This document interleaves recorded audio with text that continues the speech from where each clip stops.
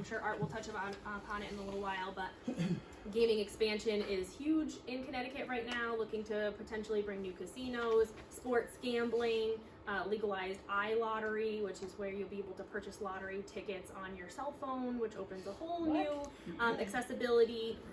So yeah, there's a lot that's going on around gambling. Today's presentation is really going to be focused more on fantasy sports, and we'll get a little bit into the gaming overview of problem gambling. We do prevention, we do outreach.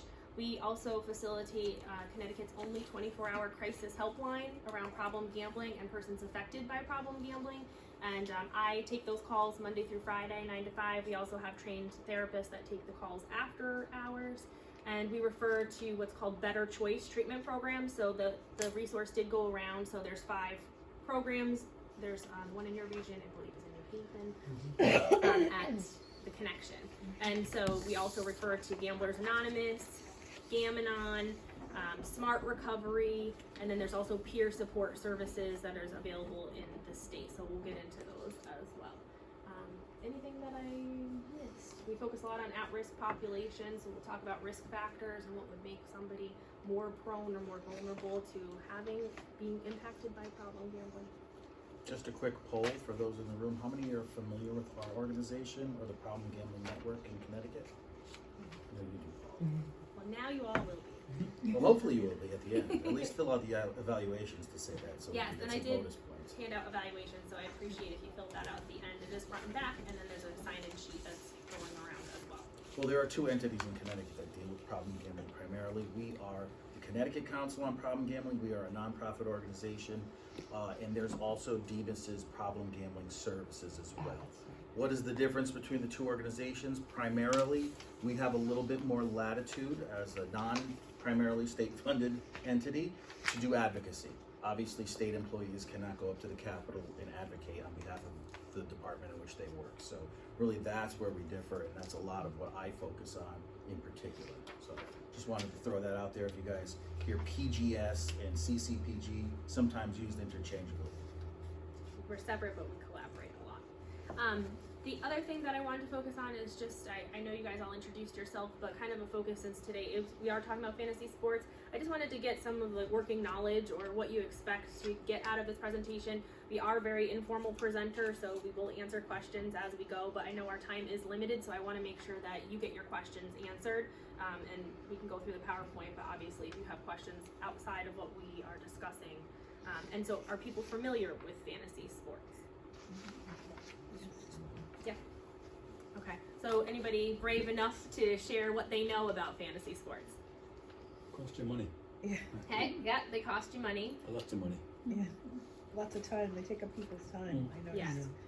You know, they spend a lot of time picking their teams and trading and talking about it. It's very time consuming.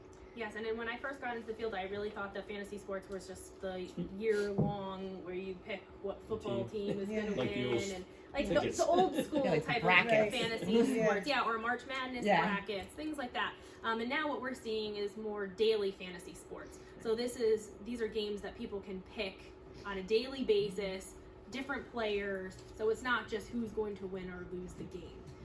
So this is our brief little slide. So fantasy sports type of game played online where participants are assembling virtual teams from different players. So you're not, saying the Giants are going to win. You're going to take a player from one team and a player from another team.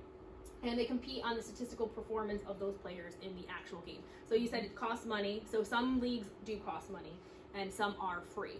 So that gets kind of tricky too of is it gambling if it's free, and we'll get into that as well. Anything you want to add about the definition of fantasy? As a Cowboys fan, we know the Giants aren't going to win. No, but my husband's a 49ers fan, so we got a good chance. Okay, I'm out of here. How about you're forgiving? I know, that's a tough one to A forgive. good Sunday is when the Jets lose and Dallas lose. It's always good to have the audience on your side. So let's talk about popularity. Even if you don't have a broad awareness of what fantasy sports are, odds are you've heard about fantasy sports. 59 million people played fantasy sports in 2017. Average spend, $653 annually. Speaking from experience, I actually had the folder out when I was putting together the presentation. I spent $135 last year, and that's primarily things like league fees, and sometimes you'll have to throw in for a draft board, or if you do a live party, some food or beverages. But on the average, it's $653, which actually seems high to me, but I mean, I don't play daily fantasy sports, and I think that accounts for a lot of it as well. So in terms of popularity, football is by far the most popular fantasy sport, with 36% of industry revenue coming from that. That's followed by baseball, auto racing, and the NBA. In terms of demographics, we're looking at 2 out of 3 are men, 32 years average age, and mostly college educated. And to give you sort of a sense of how quickly this has exploded, in the course of 9 years, look at that growth, 27 million players to 59.3 million players. And to say that the television networks are not taking notice of this would be wrong, would be remiss. Obviously, shows are now based around it. They do a lot of times, they spend a lot of time talking about what they're called bad beats, right? So, you know, Scott, I forgot his name, Scott somebody. Thank you. Has a show called Bad Beats, where, you know, they sometimes talk about how the end of game outcomes affect bettors. So it's becoming normalized. Sorry, I walked away. I Nope. can't change the slide. That's okay. Also, Paul? there's at least one Sirius XM station dedicated to fantasy, and there's a ESPN station dedicated to fantasy. Wow. Yes, and we also we have a slide later on, but what makes it a little bit different, and we talk about if it's legal or illegal, and is it gambling or is it not gambling. So it does get tricky. So we're going to address that too, because ESPN and all these other channels, the NFL, they all advertise it as this is something that's fun, this is social, this is entertainment, not something that could potentially be addictive and harmful, especially to the youth. So why are we talking about fantasy sports as being concerning? So this is a study that I believe was in 2018 out of Rutgers University. The lead person on that was Leah Nauer. And so they're talking about daily fantasy sports and how it is a public health issue. And so more than 1/4 of the people that participated in the study were daily fantasy sports players. They reported serious mental health issues in the past 30 days, and they are 2 times as many as many gamblers. So the daily fantasy sports players reported higher levels of substance use, behavioral problems, mental health issues than people that did not participate in daily fantasy sports. Half of the sample in this study were tobacco users. There was nothing on vaping yet, but I would be interested to see what the correlation between vaping and gambling is as well. 4 out of 5 used alcohol, 1/3 reported binge drinking and using substances. They're 13 more likely to report suicidal ideation, and so that's one big important thing that we need to identify with problem and disordered gambling, is that they are at a significantly increased risk of attempting suicide, and they actually complete suicide more often than the general public. So they're 9 times more likely to have attempted suicide, twice as likely as other people to have problems with overeating, issues with sex and pornography, and exercise excessively. So we're really looking at that part of the brain that's involved with the obsession and the compulsion. So gambling goes along with all of these other behaviors that you could be doing in excess. It almost sounds like an anomaly of exercising excessively. You think they wouldn't? Yes. Right. So it just They'd be sedimentary. It depends. It also depends on the type of gambling that people are participating in. So a long time ago, they used to refer to it as action and escape gamblers, but now they're really looking at types of games. So they would say that women are more likely to be escape gamblers, people that are looking to gamble on slot machines, lottery, things that are more mind-numbing, things that you don't have to think about what's going on in your life. And then the action type of gambling are more like sports, horses, blackjack, poker. So it really depends on the type of gambling and the part of the brain of would you be involved in sitting at a slot machine where you're not exercising at all, or if you're more of that mentality where you need the stimulation all the time, you might be participating in overly exercising and being at the horse track where it's really high excitement of watching the game every hour or so. Right. They used to call it, what did they used to say, an addictive personality, right? Yes. It's more of a compulsory thing. Yes. And so this came right out of the study as well. Daily fantasy sports play is highly correlated with problem and disordered gambling, and as well as other mental health problems, which you can see how it goes through there. So what is gambling? The formal definition. It's the risking of something of value on an activity that has an uncertain outcome. What is problem gambling? That's the urge to continue to gamble despite the obvious negative consequences or a desire to stop. And are there any questions on that definition of gambling? So a lot of times people think that gambling has to be for money, and so we like to clarify that it could be anything of value. And so a lot of times when we're working with youth, sometimes they have access to money and sometimes they don't. So is it taking away from their school? Is it taking away from their extracurricular activities? How much time is being spent? Not always about money. So that's an important thing when you're looking at the definition of gambling.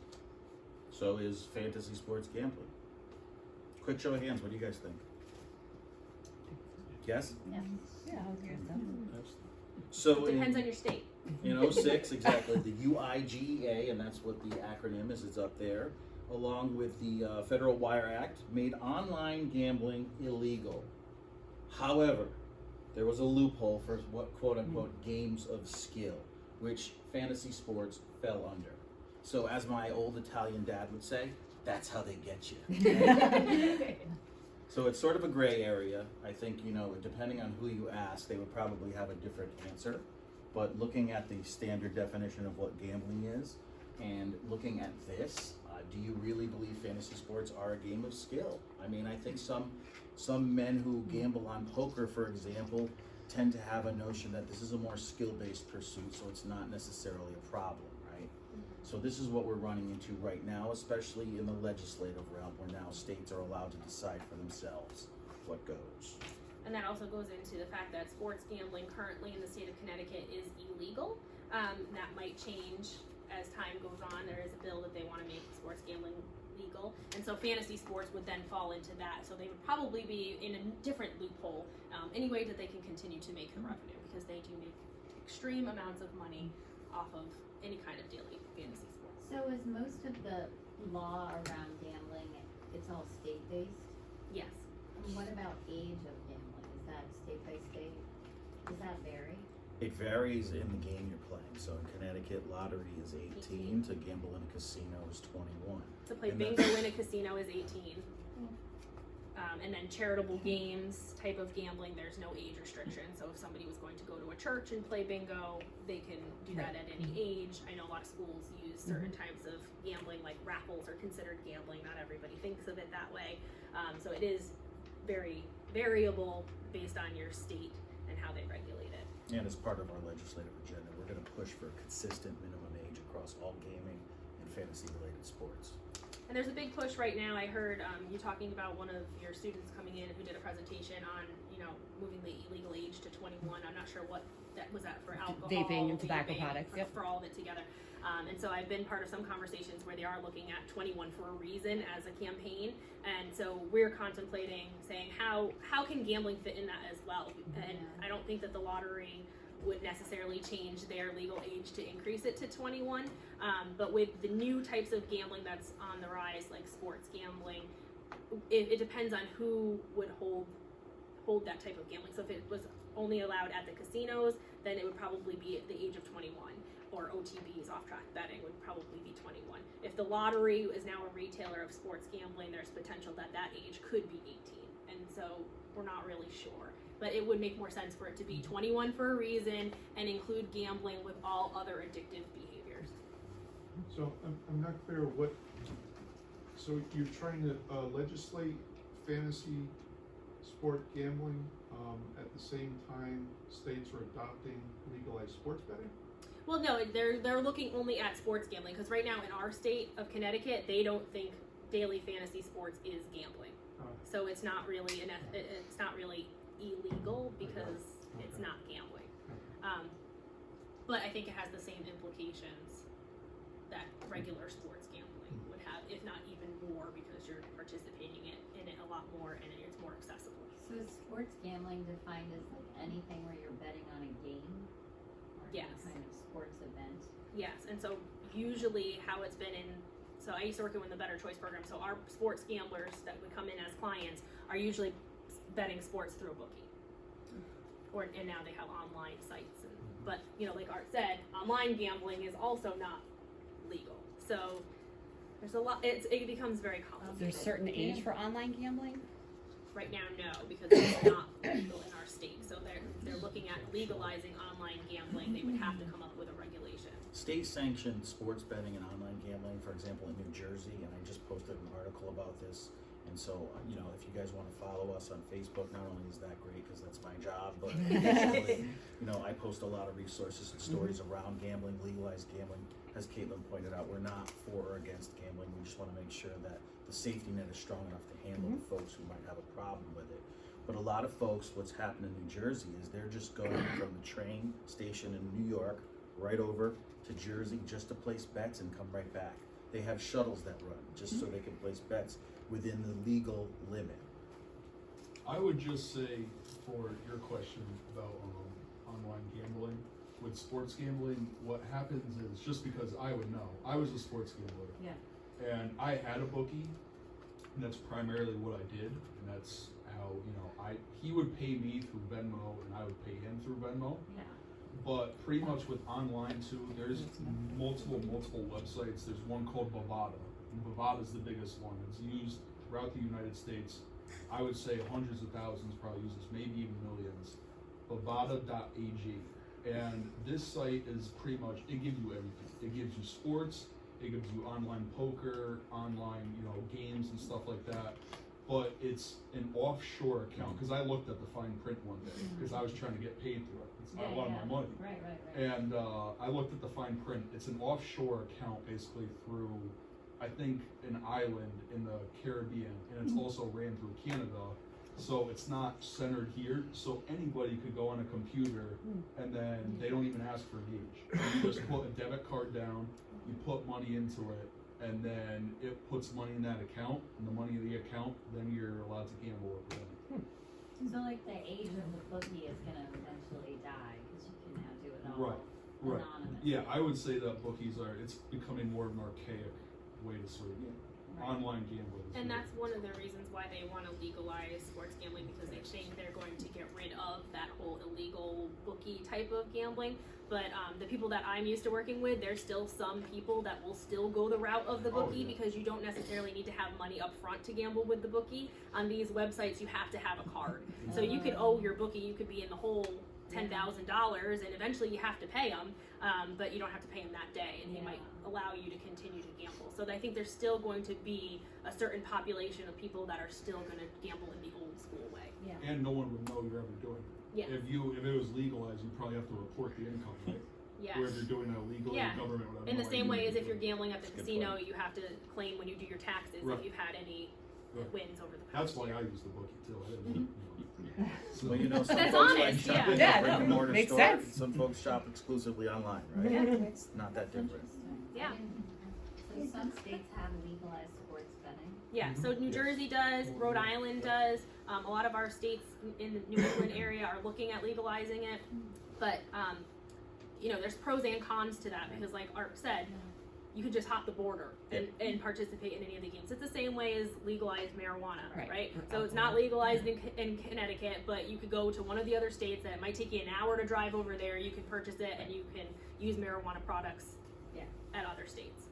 Marijuana products. Well, marijuana products. Alright. There's multiple things that you can use.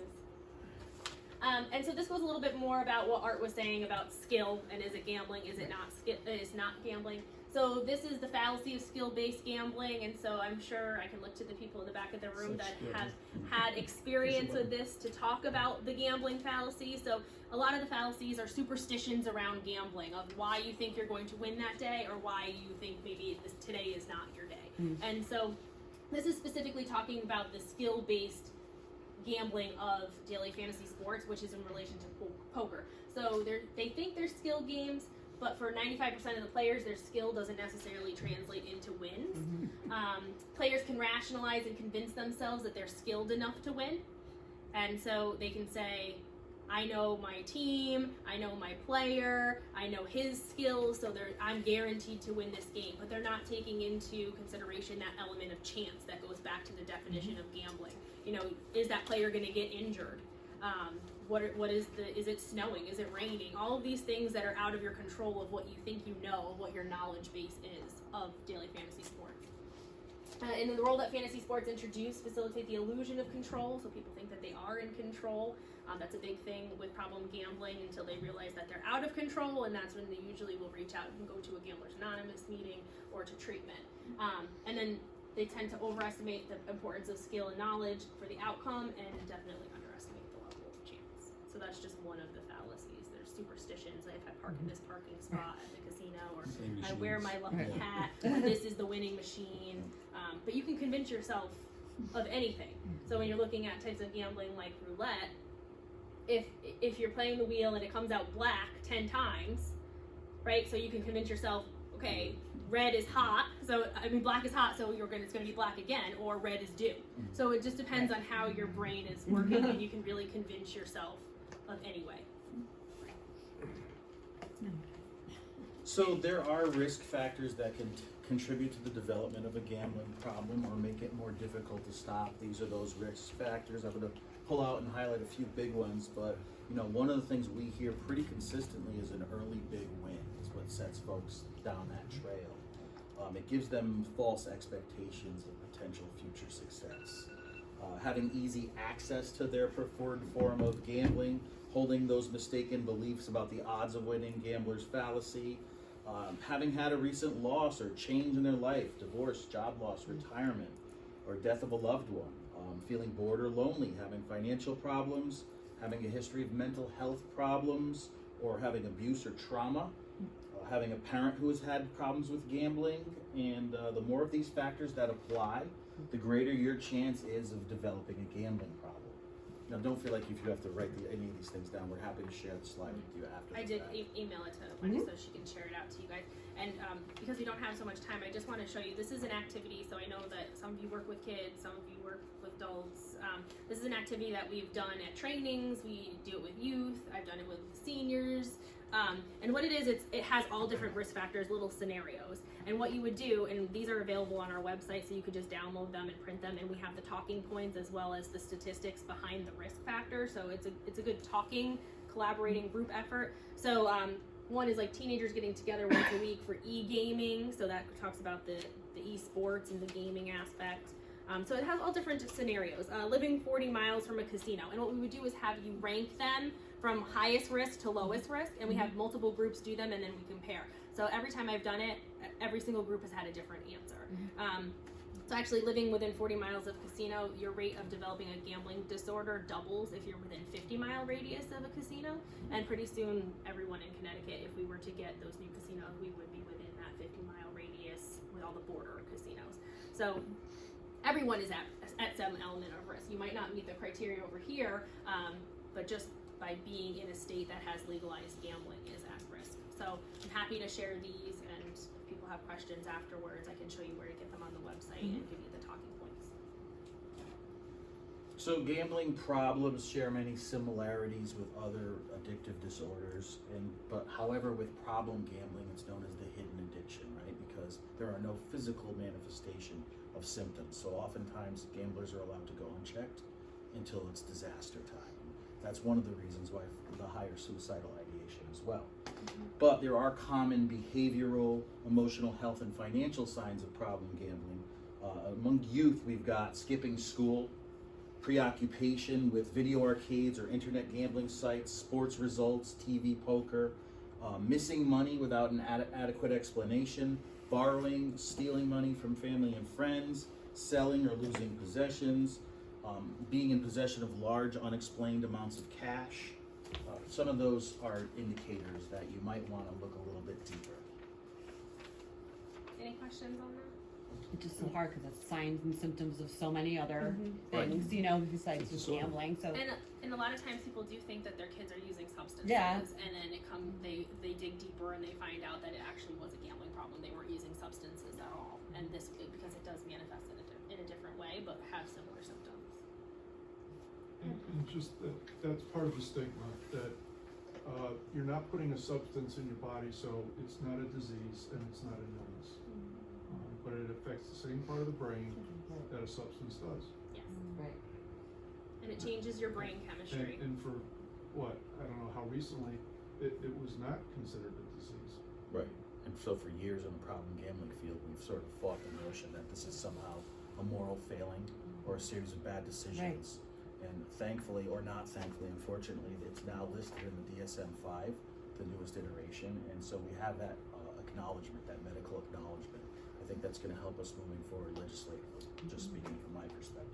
And I think the problem gambling field, we're still so behind as far as the substance use, so everybody does acknowledge that, you know, people drink because they're addicted. It's a brain disease. People use drugs because there's physical withdrawal, and there is withdrawal with gambling as well. And they have cravings for gambling. I'm sure people can share their stories better than me just stating that it happens. But it does impact the same part of the brain. It's the dopamine receptor, so your brain gets flooded with dopamine, the pleasure center, and it makes you want to continue to keep going, that adrenaline rush. And so it's important for people to know that you can participate in behaviors that do the same exact thing as substance use disorders. You have a question? Yeah, well, it's just interesting that with, you know, because you're on a youth slide, that we haven't talked a lot about fantasy, but when you started talking about it earlier, I was thinking back many years ago, there was a large problem with a game, Dungeons and Dragons. Oh, yeah. And so when you did that, and we would see a lot of children in treatment that were really, again, addicted to, obsessed with, and withdrew from reality and were depressed and dealt with it by just living in that kind of world. And it has a lot of correlations to this. You know, this adds on gambling, but it's that fantasy aspect too, that you become, that becomes your relationship. But that was always promoted in schools. It's much too. easier than having real relationships. That was promoted in the schools, you had So- clubs and everything else, so- where you're not having clubs and stuff here, so that was more dangerous there. Yeah, so I think here, they don't have clubs for fantasy sports yet, but getting into Or that get that. gaming Well, they have piece. esports, So there's they have esports, so there's colleges that actually give out scholarships scholarships. for esports. Yeah. They give out scholarships. Yeah, so if Yeah. you're not an athlete, if you can't be on the football team or the So we'll soccer satisfy team, your but you're a cravings to get a great trophy by- gamer, Gamer. you can Right. apply for gaming or esports scholarships. There's venues for esports where you can max out a whole arena and you bet on teams playing video games against each other. And so there's this whole element of gaming as being addictive, especially for youth. Yeah. And then the gambling components within games. So that's a little tricky too. So I don't know if you guys work with kids, so you probably know the games Fortnite, Right. So there's loot boxes. Yeah. You guys know what those are? But Fortnite, for example, I know nothing about, I mean, I know about, but enough. Like, can you bet stuff on Fortnite?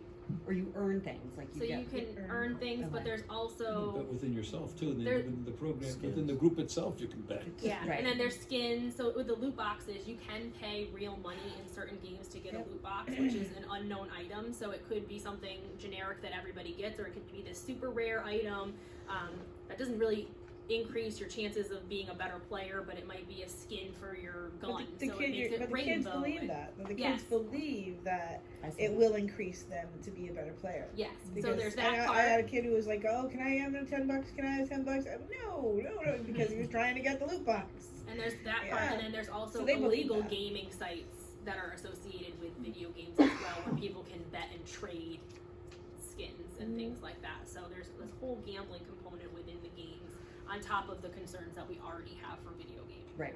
The boundaries are more blurred than ever. Yeah. And so Yeah. this is something that we're now moving into. I mean, the Connecticut Council has been around for a while talking about gambling, and now we're moving into also the gaming. And so we have to learn all about the video games and Right. what's the newest trend. And the way that we do that is really by working with the kids, because they know the Right. most information about the games and what's new, and you have to make sure you have the right lingo and language to talk to them, because otherwise they're like, you have no idea, and we're not going to listen to you. Right. Yeah. My son runs a website called Engaged Family Gaming. Okay. It's on Facebook, and it's about resourcing parents for the gaming world, not just video games, card games, board games, Well, that's pretty you know, all the different things. So just check them out. What is it called? Engaged Family Gaming. Engaged EF- Family Gaming. Write it EFG. down for me. Thank you. Where's never made, but That's very interesting, and that's the thing too. Now that we just came up, this just came up in a meeting, is that the games are changing, and so video games that we might have played or you might have played growing up are very different than the type of games that kids are playing now. You can still like to play Pac-Man. I was just thinking there are no loot boxes in like Legend of Zelda or Donkey Kong or any of the games I played. No, and usually it's like you buy the game console, you buy the game, and that was it. And Yeah. now it's like people get gift cards, Apple and Google, and so you get gift cards, so you're giving kids money that essentially they can buy things gift cards. That's in all the they game. want. Every birthday party for my 13-year-old son, every one of his friends, that's all they request. Like, we can't buy them anything. It's like, just give me an Xbox gift card. Just give me an Xbox. That's all they want. Wow. And you're giving what like, happens? I'm giving them an Xbox $25 gift for, PlayStation or Xbox just so they So you can feed get into these skins and play these games. That's And Get I on can the send, t-shirt, it's I only can $20 send bucks. an Right. email Save to you as $5. well. There's a great video about a young person who is in recovery from gaming, and it shows Yes, his please. whole experience of how he started gaming and how he really got in debt. I believe it was up to $10,000 in debt on his parents' credit card. So it's a Oh great my video. And, yeah, because a lot of times now you're looking at phones and tablets where for just for us, like you go buy something on Amazon, your credit card's already in there, you just have to press the button, so it's ease of access. And kids are now have their parents' credit cards associated with their Apple accounts, and so they can just pay that 99 cents for the next life, and that all adds up. And so that gets part of this whole gambling thing too. Yeah. Well, I would just say with that too, with Xbox and PlayStation, you guys are talking about, a lot of it is too, the kids want an Xbox Live membership or a membership to play online. Because now PlayStation and Xbox, they charge $50 a year to get a membership, and you could only play online with this membership. Actually, it's a little more than that, because I just bought one for Christmas. Okay, yeah. So they're- Xbox Live. You're an enabler. Yeah, I am. Now, he doesn't have my credit card, Yeah. but he has to come to me to ask. And but it's almost $100. It was close to $100 for the year. Okay. And yeah. then certain stores will give you discounts on it. It was like 89 something for the year of Xbox Live to play with his friends. Yeah, and that's, Yeah. with that point too, what a lot of kids could do is they could just, if a parent has their credit card in there, Yeah, and they could just charge stuff automatically, the parents would have no idea. you're right. Like, we do when we get the bill. Oh, yeah, no, but until that point, I mean, Right. they could charge a certain amount. Like, I have PlayStation 4, I play online, but I use my own debit card. Like, I pay myself, so I know I'm not gonna rack up stupid charge, I don't wanna pay. Right. So. But a lot of people have like those, they're called freemium games on your app, on your phone that you just download through the app store, and so they're free to download and free to play, but you have to pay more money to get more lives or to get to the next level or whatever it may be. And so that's associated with gambling and risking the time, because it's money and it's also the time that people are spending on this, and it's that instant gratification that goes along with problem gambling. So, out of ignorance, especially around youth and gaming, tend to be more boys that are doing it than girls? Because I don't see a lot of girls on Fortnite and Yeah, so Xbox. right now the trend is it's more males than Okay. females, but we are seeing an increase in females as well, especially, and also with fantasy sports, because the boys are doing it. So to hang out with your boyfriend or your friend, and they're doing this all the time, girls are now having to learn about fantasy sports or the gaming, and then now they're participating in it as well. There's also a website called Twitch, if it's a good resource to look at. So it's live streaming, so it's these people that are professional video gamers. Oh, yeah. Yes. And so they just play video games and they get paid and sponsored. Yeah, and so a because lot one of guy's times like a when we do huge talks with YouTube kids, influencer. they're like, I can be a professional. Yeah. I can get that scholarship. Yeah. I They're can go to making college. millions of I'm going dollars. to be a Yeah. professional. And it's like, I always relate it to back when I was in college, it was like the poker craze. So it's like everybody that was my age that was a male thought they were going to be a professional poker player. Oh, that's funny. And because they had it on ESPN, you could Right. watch the poker tournaments. And so now every kid that I talk to, they think that they're going to be a professional gamer. And some people are, and that's the problem. That's the same thing with gambling. Some people do win, and that's the draw. Right. If you were going to lose every single time, chances are people wouldn't continue to participate in that behavior. But because the chance is that some people do win, it's that draw, that the adrenaline that keeps them going. But like this Twitch, because my son Yeah. asked at one point, can I have $5 so I can give it to this Twitch guy so he can call out my name? Yes. I said, are you kidding me? You think I'm giving you $5 so this Joe Schmo can say, hey, Matthew? I Yes. get it out of town. But And so He this said he was whole explaining- generation he is showed it to watching me. people do other And things. they're yes, they're saying, say happy birthday to my girlfriend. Can you do a shout out to my grandmother? Like crazy things, and And they they're make a lot paying of these money. kids. Yeah. So I they're wasted all my time going to school. Exactly. Terrible. Right. Like I had a fit. I'm like, get off that. You're not looking at that again. But yeah, he actually asked for money to give to this guy just to say hello.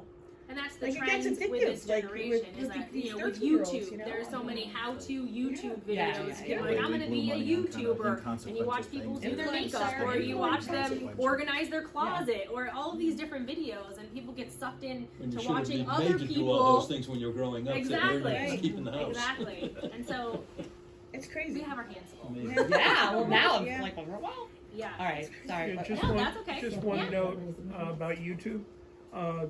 A new set of regulations came on with YouTube just this last weekend in terms of if the YouTube or anything to do with it has to do with children, it has a whole different set of rules. Oh, good. I'll have to That's check on our into- yeah, I Facebook, so haven't- you can follow. Yeah, okay, Goes yeah, on the we'll today. follow you. All right. Thank you. Thank you for We'll be noting. influencers together. And so I know this is kind of small, but this is talking about some of the concerns specifically around Right. daily fantasy sports, but that can also go along with any type of gambling. So they're young, they're male, they're sports enthusiasts, that all are risk factors involved. Recovery, so that's a big risk factor. If you're in recovery from substance use, you're at a higher chance of developing another type of addiction by replacement. And so that's where we get into situations sometimes. If, I don't know if anybody's been to an AA meeting, but a lot of times the AA meetings will do raffles within the AA meeting. So you might have somebody who's in recovery from alcohol, but you also might have somebody who's in recovery from problem gambling in the same room. And it would be like having a GA meeting and offering someone a glass of wine. Right, right. Because you're now participating in that problem behavior that you really have to address it across the board. And so we're left out a lot. Like, everyone understands substances, everybody understands mental health, and when we talk about gambling, people are like, why is that a problem? That's just a form of entertainment. And we want it to always be added in when you're talking about alcohol, drugs, tobacco. Add the G, add the gambling into that as well. So we used to have that as a question in our biannual school survey, but Yeah. they never, and I was questioning it today because we took it out to add some other questions, because vaping and other things, but I'm wondering if we were framing the question wrong. Right. Like same almost when we were calling it e-cigarettes and they weren't Right. responding, and when we So changed you it to guys vaping, have- all of a sudden the numbers went up. And that's the problem. We do have a lot of schools that do surveys where they do ask one or two questions about gambling. Usually it's the last question, so by the time the kids get to Yeah, it, they're just like, let me We're get gonna say through no this. anyways. Exactly. Right. Or it is the way that the language that you're asking. And so if you're saying, do you ever feel like you have a problem with gambling? In one question, you're not identifying what gambling is. So a lot of Right. times when I'm talking to people, especially like in New Haven or Bridgeport, I'll be talking about gambling. They're like, the casino's too far. I don't gamble. I don't go to Right. the casino. And I'm like, well, do you purchase lottery tickets? Oh yeah, I buy scratch tickets all the time. And so you have to have some kind of definition of what is gambling and what constitutes as gambling. Well, Otherwise, we- they I don't think have we the understanding of changed what it. gambling Right, is. so to that point, we do put in parentheses, like, for example, scratch tickets, Mhm. poker, but I even think that's not fair. I feel like you need to give it, like, do you guys have a language Like, do you that say, like, do you play recommend? Fortnite? Do you get We can skins? we can put you in touch with gross word. there's a group CRAC in Norwich, and so they are doing a lot of youth surveys. So Oh, no, that's they who will we- probably have. who does That's our what we use. survey. That's Oh, what yeah? we use. Yeah. Oh, yeah? Oh, so I can ask Christine. Yeah, ask Christine, because Okay. I don't know. I know the gambling questions, but I think it would also be beneficial to use some language about the gaming and Yeah, how yeah. the tie between gaming and gambling is, because maybe they're not participating in scratch tickets and gambling, and they think of that as something that maybe their parents or grandparents do, Right. but not them. But if you do put, do you ever purchase anything within an app? Or and kind of identify that that Right. could. Have to change But the then we could language. cross tab Yeah. it, you know, like you I see the know. kids that are answering that I they're do feel on like you Fortnite need and to- skin or Because it's whatever, worth asking, and then but correlate to the thinking kids that are about how vaping. You know, to you ask can it. cross tab. Do you know if there are any screening measures for youth that are around, there must be around, you know, that places want to use if they want to explore that? Yes, Because I you can might be give able those to get to language Wendy from as that. well. There are a couple screenings, actually through UConn, they're doing a study, so they have different assessments and tools that they're using on. Because you might be able to get the students. language from that. Yeah, Yeah. that's a good idea. Yeah, there's not as many as exist for problem gambling. Oh, sure. But because gaming is so Well, I new, but think there are gaming, I definitely mean, a few. What you're bringing up Yeah. is I had no idea about. No idea. Yeah, but if you ask my 13-year-old about gambling, He's gonna he's say like, no. no. But if you said, No, okay, consider it. gaming, and you're buying like the Xbox gift cards, you're buying these apps, he would definitely have to check yes on that box. Is that like the work of Dr. Greenfield? Is that his name? So he does some of the work. Yeah. Dr. Paul Weigel does some of that work out of Notchrock Hospital. Okay. There's a few people that are doing it, and then there's through UConn, they're doing a couple studies on youth specifically with gaming. So, to your point, is it the younger that you give it that they're more likely to be truthful about their answers? Because, like you said, they could put down something that's not so truthful on this survey. So how accurate is the percentage? Yeah, I don't have an answer on, That's- They might be that. too young to even That's your experience next that. survey. Right. Yeah. That's just Anything an that's a over general self-report, there's question. always Yeah. room for somebody But to I not be think Kate truthful. pointed out correctly that you really have to define it for them before. You'd have to define it. A lot of gambling is culturally infused as well. Folks get together for holidays, and gambling is a big piece of that. So if you were to ask somebody if they gamble, if they don't gamble beyond that, the answer would be no. So you have to make them aware. Stock market is gambling by its very definition. So you just have to make folks aware that it's not just the lottery. It's not just sitting down at a roulette table or rolling the dice or a slot machine. It's a whole breadth of things. And I think it's also really important to draw that line where we're saying you're not a gambler just because you're gaming, but you are more susceptible to gambling problems due to the modern forms of gaming. You know, you're looking at folks now, there are declining slot machine revenues in casinos. They're enlisting video game developers to create more of a skill-based atmosphere so people will get drawn into that And the again. virtual reality is part of that too. So instead of the slot machine that you're just looking at, it's actually a slot machine that encompasses your body. So you're not even looking at what's going on outside of you. You're just participating in that one thing, that one game or the one slot machine that you're playing. Yeah, there's a lot. but I think the survey is a great place to ask the questions, but it also needs to be Phrased. associated with prevention and awareness and education. So a lot of times we'll reach out to the schools and say, can we come and do a presentation on gambling and the issues for youth? And they're like, no, our kids don't have a problem with gambling. And then they say, okay, well, what if we come and talk about video games? Oh yes, we definitely want you to come in and talk about that. And then we can talk about video games and kind of embed the problem gambling messages as well, because it's the same thing. It's just in a different Do you form. do birthday parties? We'll have them dress up. All right. But you know, like we do a lot of social media danger presentations, right? Yes. Like to parents, Yeah. but we never really tie that gaming part to it. It's, you know, on your phone with apps and, you know, Instagram and Snapchat, but I think it's making my wheels turn that we sort of need to start talking about what could Fortnite, being on Fortnite too much, you know, lead your child to, versus just, you know, isolation on being your phone. I think this broadens that for me. And if you guys do follow us on social media with Facebook and Twitter, he does all the posts, but not only the things that we do, but also our Problem Gambling Network. So in different regions, like Dr. Weigel, who I just talked about, he's doing 2 trainings in March. So March is Problem Gambling Awareness Month. So there's a lot of trainings and resources and talks and educational forums. So you'll see all of that on our website and on the social media, and you guys they're all free. So you can come and attend that to get more information. You can send parents, you can send kids, and so I think that's a great resource for you guys as well. Great, thanks. So I'm not going to get into this too much, but this is, so what Art was saying is that now it is recognized in the DSM-5, and so it's good and bad. It recognizes it as an actual addiction, but we're still not getting as much recognition as substance use disorders. There are some insurance companies that are still denying treatment coverage for problem gambling, so we're still working on that. But these are the criteria. You have to meet 4 out of 9 to be considered having a disorder, gambling. And so unsuccessful efforts to control or stop or cut back, preoccupation, becoming restless and irritable, causing anxiety and depression, jeopardizing significant relationships, jobs, or schooling, after losing money, going and returning to win back money, you're chasing your losses. And so they're also working, the World Health Organization is working on adding problem gaming disorder in there, and so the criteria for problem gaming is pretty much identical to this, with a few words changed to go along with making it more youth and also more focused on video games. But the criteria is basically the same. And so overall, help is available, and that's why we're here. I want to thank you guys for letting us come and speak with you. Thank But you. also reach back out to us. We can come do presentations on other things This is and the other evaluation. areas besides this group. If you have another place that you would want us to come talk about a specific topic, let us know. I talked briefly about the better choice treatment options that you guys have the list. So if somebody needed to make a referral for somebody that had a gambling problem or was worried about someone else's gambling, that would be who you would call. Our helpline is 24 hours a day. We have a phone that you can call in, which the number is right there. You can also text us, and there's also a live chat. So we try to advertise that specifically to youth because they're not known for picking up the phone and calling for help, but they might send a text message to ask a question.